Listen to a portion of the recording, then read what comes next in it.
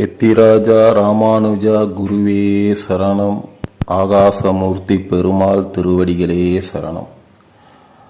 மோகினி ஏகாதேசி.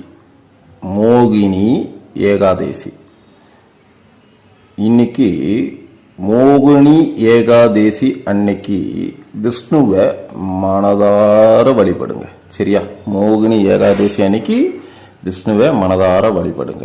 அமாவாசையை அடுத்து வரும் ஏகாதேசி சுக்லபட்ச ஏகாதேசி அல்லது வளர்பிறை ஏகாதேசி அப்படின்னு, பௌர்ணமியை அடுத்து வரும் ஏகாதேசி கிருஷ்ணபட்ச ஏகாதேசி அல்லது தேய்பிறை ஏகாதேசி என்று அழைக்கப்படும்.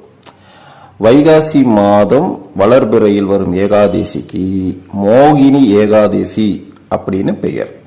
விஷ்ணு பகவான் வைகாசி மாத வளர்பிறை ஏகாதேசியின் போது தான் மோகினி அவதாரம் எடுத்தார். அதனால்தான் இதற்கு மோகினி ஏகாதேசி அப்படின்னு பெயர் வந்தது.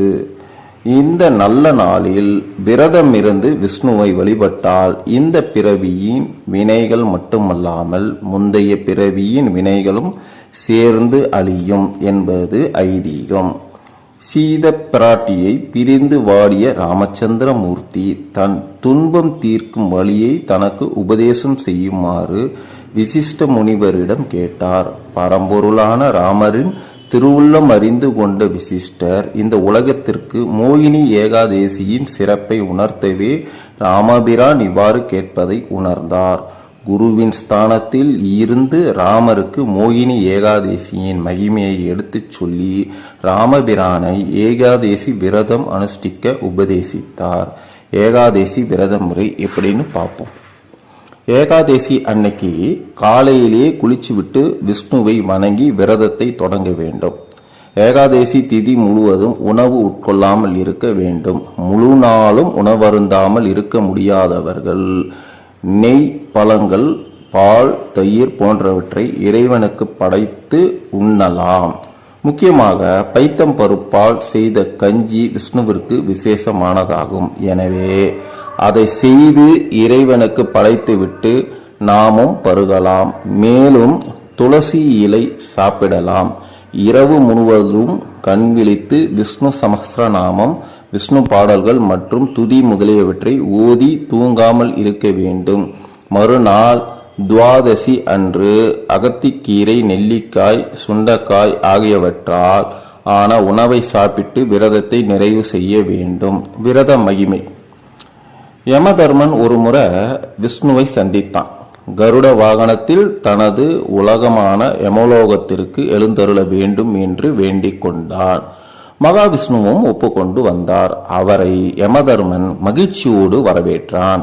யமலோகத்தின் தெற்கு திசையில் இருந்து அழுகையும் கூக்குரலும் கேட்டது.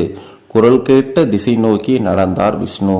அங்கே பாவிகள் சித்திரவதை செய்யப்பட்டு கொண்டிருந்தனர். அன்று ஏகாதேசி திதி.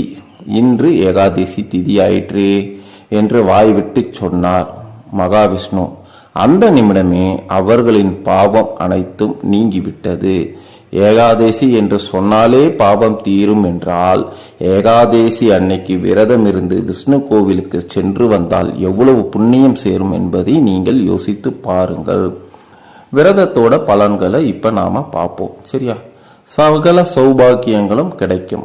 மனக்கவலைகள் விலகி புத்துணர்ச்சி கிடைக்கும்.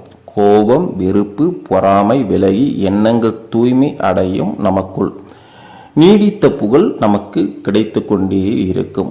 பாவங்கள் விலகி இனிய வாழ்க்கை அமையும். ஆகவே நீங்க ஒவ்வொருத்தரும் இன்னைக்கு மோகினி ஏகாதேசி, அதாவது மோகினி ஏகாதேசி அன்னைக்கு விஷ்ணுவை மனதார வழிபடுங்க. பக்கத்தில் இருக்க கோவிலுக்கு சென்று அவள் திருப்பாதம் மனநிறைவோடு விழுந்து வணங்குங்க. உங்களுடைய அனைத்து துன்பங்களும் விலகி மகிழ்ச்சியோடு வாழ்வீங்க. சரியா?